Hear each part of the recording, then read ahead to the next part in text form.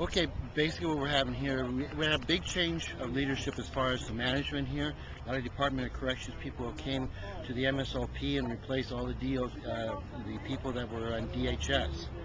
And in doing that, they have changed the whole concept the way we normally have done things last year in relationship how we're doing now. The big thing right now is basically cutting back on staff across the board. A good example we have is at night, normally we would have had 2 staff on each unit of 50 people with 1 person in a cluster. So basically there's 5 men per wing. Now basically they're down to 1 person in the cluster and 1 person on the units. So in other words, everybody's locked down, yes, but you only have 2 people where you had 5 before. So basically they're cutting down a great deal of our staffing. And of course that's going to be reflected somewhere down the line. If there's a major emergency, there's going to be a handful of people in that building over there that are not going to be able to handle it. And we don't know exactly what their full plan are. They got rid of 12 positions in the kitchen.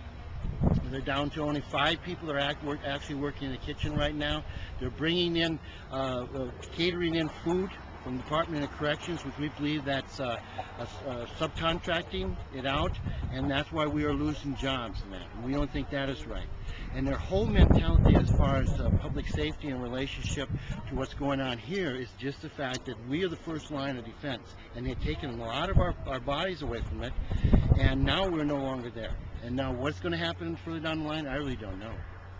It's a different mentality. Let me tell you, less treatment is more storing, I believe. And right now we're trying to go ahead and organize through the legislature to go ahead and get some assistance. Of course, they did all these cuts when the legislature was already out.